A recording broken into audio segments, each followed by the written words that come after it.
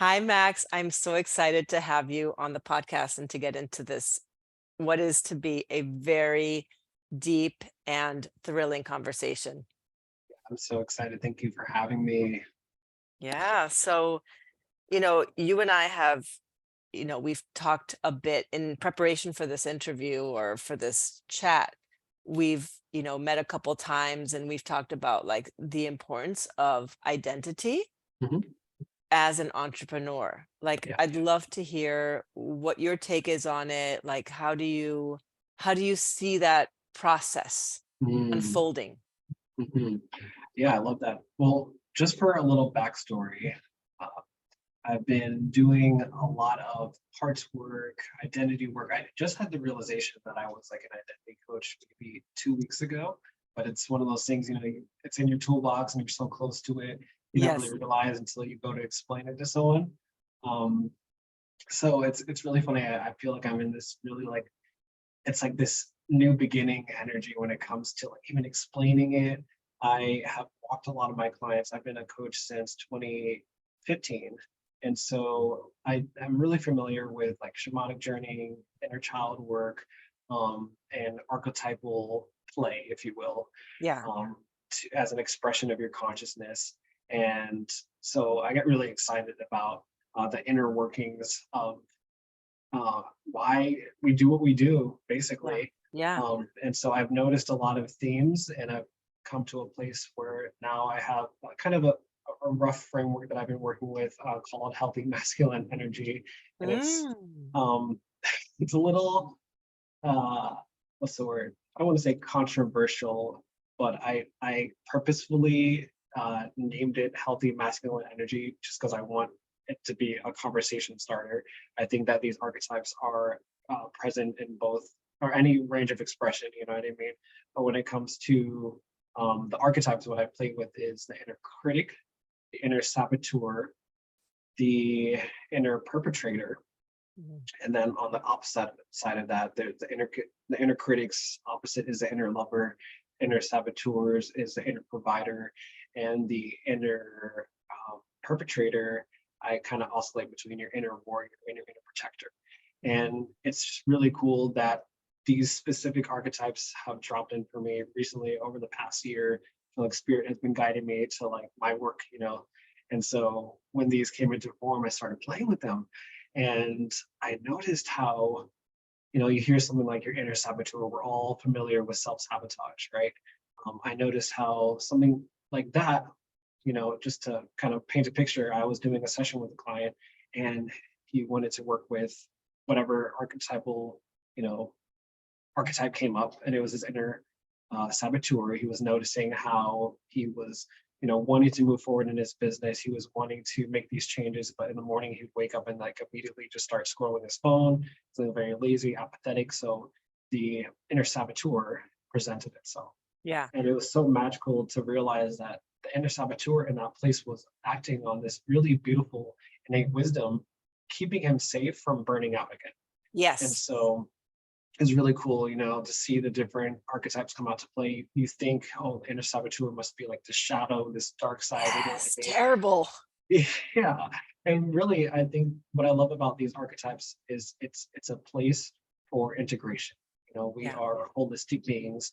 And so I kind of coined this while I was in the shower earlier today, but it's like integration ceremonies is what I guide people through using the archetypes. So that's just an introduction of where I'm at, and a little nervous just Yeah. because I haven't really talked about this, not on like writing or in workshops. So like Yeah.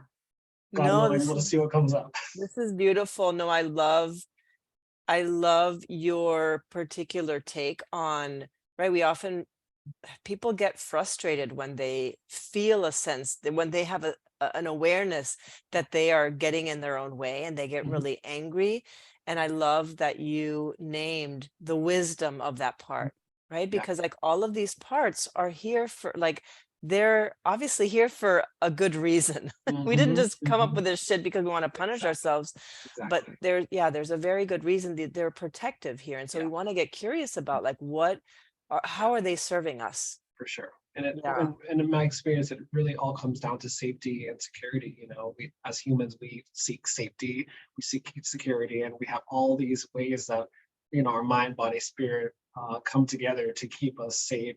And you know that can present itself as a challenge when you are an ever evolving individual, when you're a leader, when you're, you know, trying to make an impact in the world. You want to kind of continue moving forward. And so, like you said, we kind of pathologize, I think that's the right word, like the process of like, you know, self-sabotage, and we get Yeah. angry, we get resentful. And so this conversation, this practice is an invitation to compassion, to Yes. integration, to realizing that all these parts are there for a reason. They wouldn't be there if you didn't.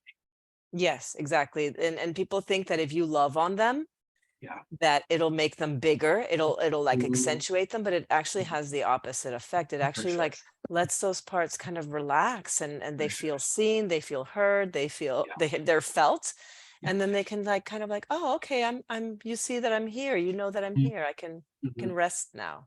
Yeah. Yeah. Yeah. Okay. Yeah, I was just curious about your journey into not discovering, but like how you came up on these archetypes, like your Mm. own process of recognizing like within yourself. Yeah. Yeah. It's Ooh, I don't even really know where to start with this one. I feel like it was almost like a back of the mind configuration as I started working with more clients. You know, I very much intuitively can feel in my body, because I'm highly intuitive and highly sensitive, when people have blocks in certain areas. I can like feel it in my body, and Yes. they typically come with beliefs and stories. And so I just started putting names to these very common ones, I think, just in the back of my head. And then I started practicing with myself and like realizing where are these archetypes present, how are they showing up. And a lot of this started to form maybe around last summer. And so it was just really fun. At the same time, I was playing with some really playful like archetypes or some different. It was like role play basically. You know, I was working with my inner teenager, my inner gremlin. You know, I'm sure if you all have been on Facebook and Instagram recently, you know, you've heard of the villain era. And so, yeah, it was really interesting to start to do that work on myself as well, because I also noticed an underlying theme with these archetypes. All right. So I'm going to break them down real quick. Still kind of figuring it out. So Yeah. forgive me if I butcher these a little bit. But so the inner critic speaks in lies, your inner lover speaks in truth. All right. And so when you Yes. think about, you know, the stories, the beliefs, the places where we try to limit ourselves, our inner critic, you know, generally comes up, and it's like, you know, you're not good enough. You know, who are you to be doing this thing? Um, you know, especially in an identity transition, such as something I'm going through actually right now. Um,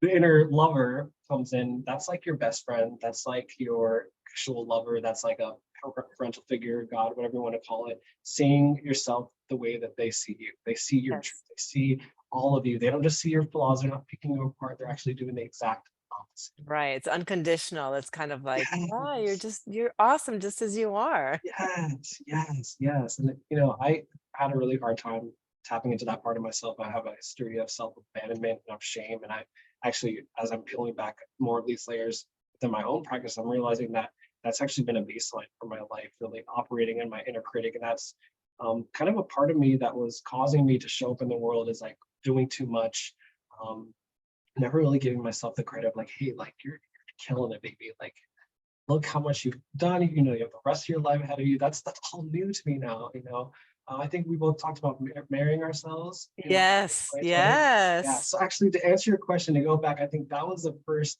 experience. You know, getting that ring for myself, to Yeah. committing to myself, my inner lover. Yeah, there it is. There it That is. is hot. Yes. Oh, that's so good. And what is you don't have to answer this question, but Yeah, I'm curious as to what identity transformation do you experience yourself in right now? Sometimes yeah. it feels like it's too edgy to talk about because you're right in it, Hmm. but yeah, if you're I love willing it. to. No, I think thank you so much for the opportunity, because that's definitely my edge. I'm practicing being seen more. Yeah. Um, and so to peel back the curtains, or pull back the curtains of what's going on right now, I feel like I I've been playing with new identities. For me, specifically, artist has been really active the past year. Mm, So coming since maybe 2013, 2014, I picked up the coach identity. I picked up the teacher identity, working with kids a lot in schools, and yes. picked up the healer role when I started getting into healing arts. And so there's those identities, there's the ways that people perceive us, we kind of get comfortable in those. And so last year around summertime, I was noticing that something deep within me was like, there's something out of alignment. The clients stop pouring in, and anytime that happens, it's like, all right, let's do some self-reflection, let's see what's going on. I realized that I was limiting myself by only operating as a coach, a healer, a teacher, you know what I mean? Those identities. Yes. And so I've been playing with, what does an artist feel like? What does an investor feel like? What does a CEO feel like? And most recently, I had the biggest realization. I was like, wait a second, I don't even want to be a fucking CEO. I'm a creative director. Like, I'm a strategist. I'm a marketer. So all those new identities, an artist, an investor, there's been a lot of opportunity for shadow work to come up and play, because I noticed specifically how I was out of integrity with those parts of myself that wanted a place to live. Meaning, I'm feeling like I'm an investor now. Why am I not doing as much as I can be doing in the money front? On a Yeah. long-term goal situation. Yeah. So it's like coming back and like feeling that shame, feeling that guilt, but also having a plan, moving forward in that area. And that's what I really love about this healthy masculine energy framework. It's not to be more masculine, it's to have that drive, determination, and focus to move forward with integrity and in alignment. So really what I always strive for in my own practice and with clients is harmony and coherence. So what I really love about these archetypes is they really help you to identify where you're out of integrity, out of alignment with yourself, whether you're on the side of the spectrum identifying with inner critic, or the other side where you're identifying as a lover. Maybe your lover's coming in and it's just like, oh, you're doing so great, don't worry about and fuck your goals, live on the beach, you know what I mean? Like, Yeah. yes, and we gotta pay motherfucking bills. Right. It's kind of like the exonerator. Like, Yeah, yeah. I do no wrong, baby. Which is true. And Exactly. There is that balance, right? Like we call it like masculine and feminine, right? There is that balance between the structure holding the flow yes, of, right, creative energy, sexual energy, spiritual yes, energy, even intuition, right? yeah, But we yeah. do need that structure, even just the frameworks of having, these archetypes is really, really helpful for understanding ourselves and being able to hold ourselves accountable, right, to showing up in our leadership in ways that are right, that are coherent. Mhm, Yeah, yeah. mhm. And I'm curious, Max, what does shadow work look like for you when you're Mm. deep in the shit? Like, what does it look and feel like for you? Okay, I'm just gonna break down my sun moon rising real quick for you all, because I'm a Leo rising, Sag sun, Capricorn moon. Um, Holy a, shit. a lot of play, a lot of blunt, like in your face, like truth is my North Star. Yeah. So I have a lot of fun with it. As ever evolving individual, stuff's gonna come up all the time, every day. So you kind of have to have a sense of lightheartedness, because Yeah. it's really easy to slip into that shame and guilt and like, oh my god, I'm doing terrible. But it's like, mm-hmm. Yeah. So that's, for me, shadow work has a lot of lightheartedness, a lot of reverence too, though. I feel on a grander scale, some of my inner musings, my philosophies have been evolving as well. And I really feel like we're on this planet to feel everything, you know? And so I, as having a background in like delusional optimism, I'm a visionary, I'm an idealist, like I'm really good at playing in the energy of like expansion and innovation, vision, and what could be. And so, where was I going with this? I guess to bring it home, to land the plane, uh, I I um, I lost my train of thought. No, it's okay. Yeah, it was about like shadow work. Like when you're deep in the shadow work, what does it Yeah, look and feel like for you? yeah. So play, truth, and yeah. So I think rather what I was trying to answer is why shadow work is so important to me. I think that um, it's such an essential practice for everybody in the collective. I think we're all tapping into the same themes and archetypes and lessons, and that's just kind of how I like to look at shadow work as my contribution to the collective. And Mm-hmm. so it's really interesting too, because when you start playing with different parts of your consciousness, different parts of like the collective archetypes, um, you become a channel for, you know, God life it is to express itself through you, right? And so what can happen is when we are experiencing a lot of chaos and turbulence, and like things that are not good in our reality, or things that are not in super in align with our mission, with our purpose, we're resisting that flow of energy. We're Yes. resisting life. We're resisting the natural flow of growth and evolution, right? Yes. So that's kind of my philosophy behind why shadow work is so important. Yeah, no, and I love that you have used the phrase like blocking your blessings, right? Because it's like Mm, I feel it like the flow of a river, like our natural state is like the flow of a river, and yeah, our shadow is like some of the rocks in the river that are damming up the process a little bit. yeah, And it's like we can just, remove the rocks or roll them off to the side, and then like, yeah, and then it's going, right? Then you're a full fucking yes yes, to the things that you really want, and you're allowing them to come to you. for sure, Like it for sure. really is an energetic thing Ooh, sometimes. And obviously, right, like life has its own yeah, little way of, it's planned out in its own way, and we can co-create with it. yes, that's like a perfect segue into the inner provider and the inner saboteur. Okay. So the inner provider creates order, and the inner saboteur creates chaos. Right. So they're both creational energy, very much in alignment with what we're talking about. When we tap into our inner provider, we are tapping into our inherent deservingness. We are tapping into the flow of life. Like we came here to birth to create, right? So that's going to happen. It needs to happen.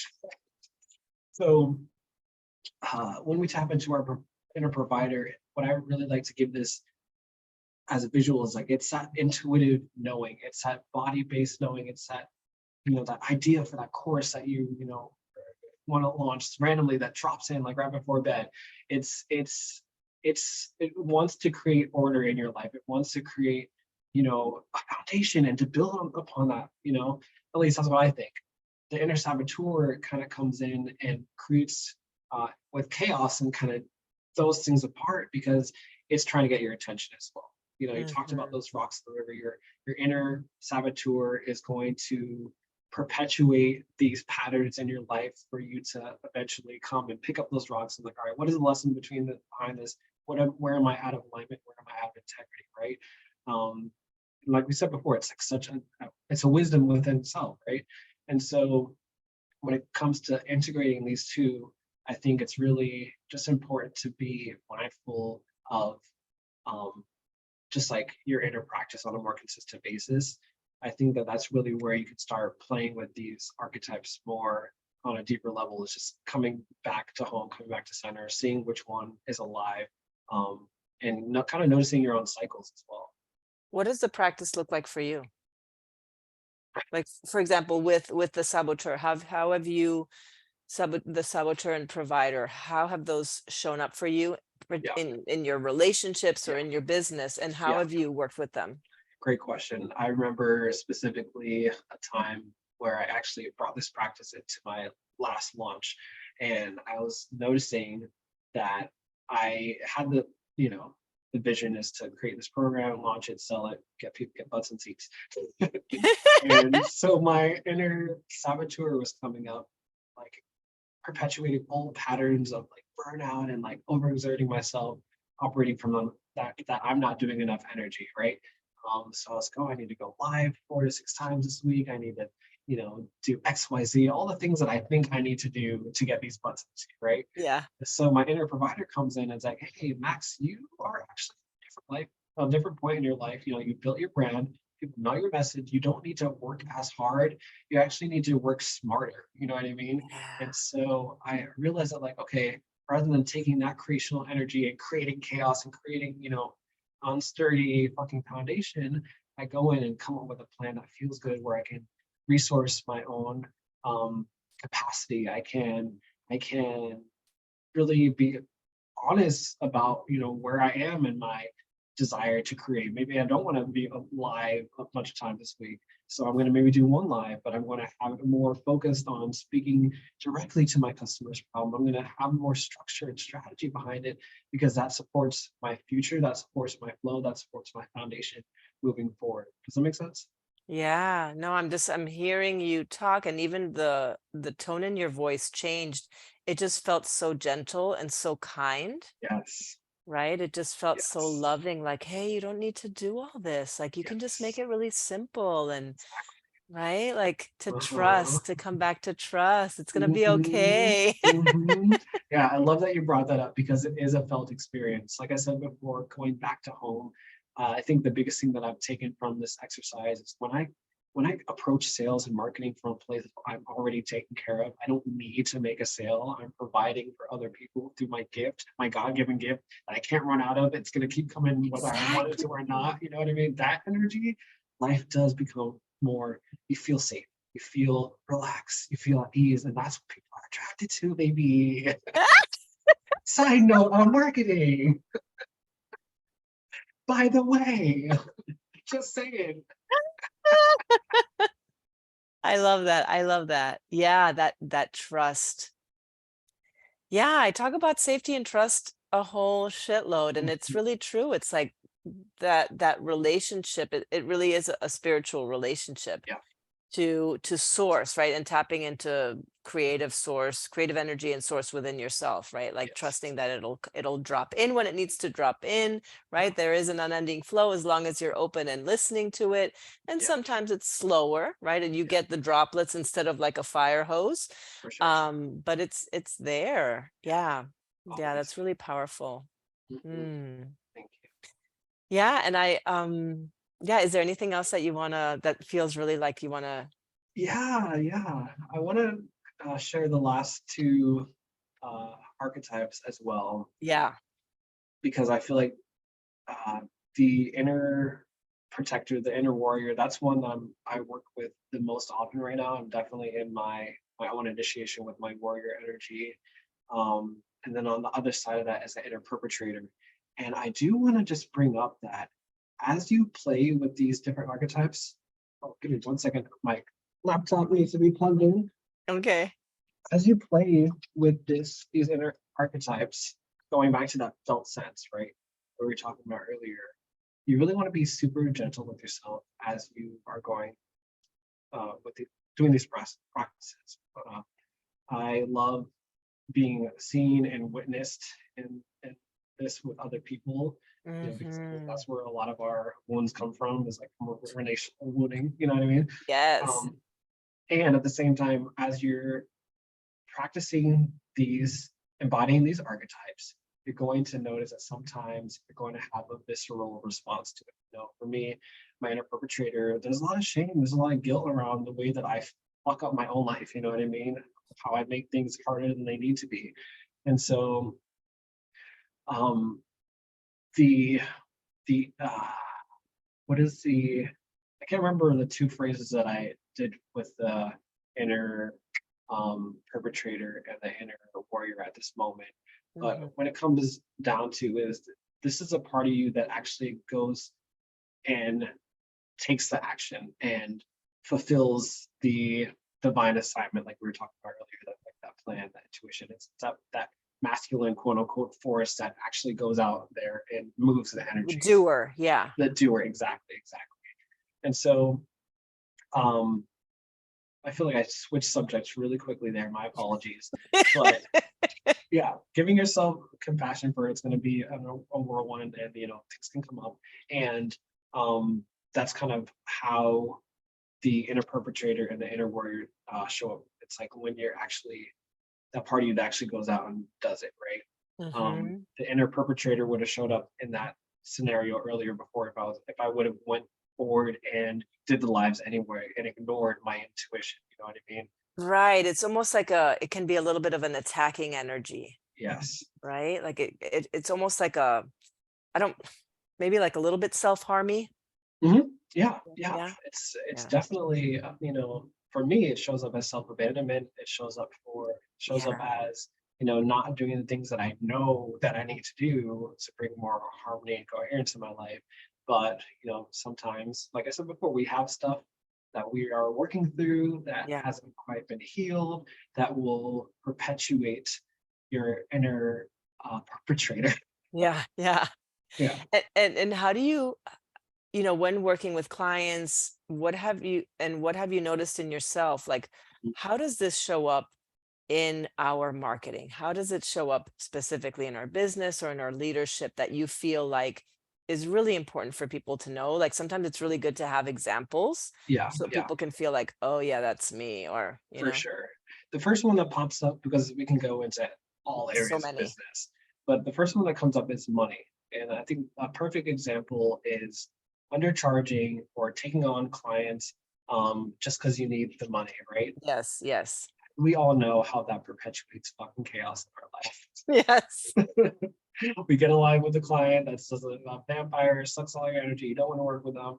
But you could have avoided that by not selling them the coaching, you know what I mean? Not selling Yeah. them the package. And so it can show up in that way. I feel like that's money slash business. Um, I think when it comes down to your inner protector and uh, your inner protector and your inner warrior, what really works for me and my clients is this ceremony that I do with them, and I have them visualize like their sacred mission, their sacred purpose, and it's this eternal flame that you have to like walk down fucking sacred passageway, and then you call forth your inner protector, your inner warrior, and it's a part of you that's like nothing is getting past this line. You know what I mean? Yes. That and so in the money or in the business circumstance, it's like that unaligned client comes to the gate and their inner protectors, inner warrior is like, fuck that, no, no, Yeah. no. This is my price is blank. You know Yeah. what I mean? And that's a part of you that allows you to stand firm in that energy, in your standards, in your boundaries. So yeah, that's a really fun one to work with, especially if it's business. Mm. That is really good. Yeah. And I mean, all of these pieces I've noticed for myself, my biggest struggle has been in my writing Mm, and really communicating value, or especially like about myself. Like mm, really, because I'm very good at claiming like, yeah, I'm a flawed human and I have all of these parts, right? I can talk easily about that, but what's more challenging for me is to really step into like, I am fucking awesome at what I do, right? That's harder for me to step in. And I think it's hard for a lot of people because we grow up experiencing shame around our higher selves, right? yeah, Like we don't get to really shine, right? yeah. And so w- I feel like that work has been sort of very, very big for me over the last, I would say, year and a half of communicating and because I can feel myself like pulling back Hmm. right in that moment where it's like, okay, this is the moment in this Hmm. post where you like come in big and Yeah, say the fucking thing. yeah, And then I'm just like, yeah, no, it's okay. I mean, they know already. Or, for sure, for sure. that can come up in very subtle ways, like Yeah, in sales writing or in like how you market yourself, like all of yes, those pieces. And people don't often notice the subtleties of it. for sure. Yeah. I just want to highlight something that I'm seeing. You're noticing these different moments that these parts of you are showing up, and I think that that's so important because at the end of the day, you want to have a working relationship with these parts. They are not Yes. you; they are things are Yeah. embodying through you, right? So you get to kind of pick and choose. And Mm-hmm. so, um, you know, as easy as that sounds, that's kind of the hardest part, right? Yeah.